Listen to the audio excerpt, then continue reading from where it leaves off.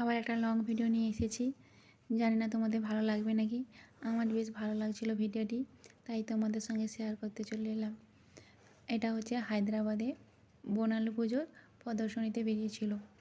তো আমার খুব ভালো লাগছিল, কিন্তু তোমাদের ভালো লাগলে দেখতে থাকো, আর না ভালো লাগলে তো কিছু করতে পারবো না, স্কিপ করে যেও। তো এখানকার হায়দ্রাবাদে বনালু পুজো দেখতে গিয়েছিলাম।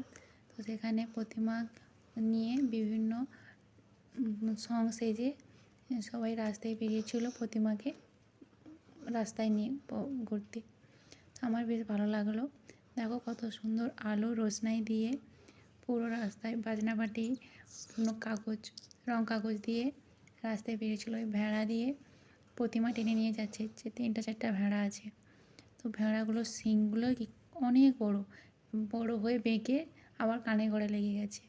ভেড়াগুলো সিঁদুর মাখানো ছিল, খুব সুন্দর করে টেনে নিয়ে যাচ্ছিলো। আর প্রচণ্ড ওয়েটও ছিল ওই ভেড়াদের কাঁধে, যে লোহার রডটি ছিল। এটা কত সুন্দরভাবে সেজেছে। আমাদের যেমন মহালয়ের আগে শিব, দুর্গা, লক্ষ্মী, গণেশ, কার্তিক, সরস্বতী সবাই সেজে রাস্তায় বেরোয়, এদেরও তেমন বেরিয়েছে দুর্গা, কালী, আর কি সেজেছে বুঝতে পারছি না, দুর্গা কালীটাই বুঝতে পারছি। খুবই সুন্দর লাগলো। আর শুধু এই একটা মন্দির নয়, 3-4টা মন্দিরেই বেরিয়েছে, বেশ দারুণ সুন্দর করে সেজেছে। প্রচণ্ড আলো, ডিজে সব কিছু দিয়েছে। ডিজেটা সাউন্ডটা মিউট করে দিয়েছি, হয়তো ইস্যু চলে আসবে, এই জন্য মিউট করে দিয়েছি, দিয়ে ভয়েস দিচ্ছি। জানি না কেমন লাগবে তোমাদের। আমার মেয়ে তো এখানে প্রচুর আনন্দ করেছিল, যত বক্স বাজছিল বক্সের তালে তালে নাচছিল, তার তো বেশ আনন্দ লাগছিল।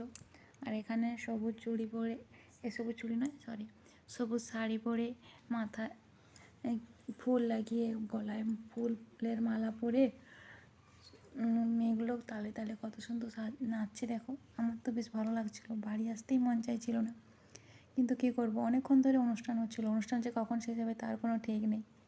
আমার তো বাড়ি আসতে হবে, ছোটো বাচ্চা আছে, এতক্ষণ তো বাইরে থাকলে চলবে না। তারপর এদিকে আরও একটা মন্দিরে সবুজ শাড়ি পরে, মাথার উপরে ঘট নিয়ে দিয়া জ্বালিয়ে যাচ্ছিলো। পুলিশ প্রশাসন দ্বারা পুরো এটা মেনটেন করছিল, না হলে রোডে প্রচুর গাড়ি ঘোড়া যাচ্ছিলো। আর অনুষ্ঠানে অনেক লোকজনও বেরিয়েছিল, না মেনটেন করলে কখন যে কী বিপদ ঘটে যাবে তার কোনো ঠিক নেই। কত সুন্দর করে সেজে যাচ্ছিল। আর আমরা মেয়ের বাবা পুরো অনুষ্ঠানটা দেখে আরও 3-4টা মন্দিরে দেখে যে যার বাড়ি আসলাম।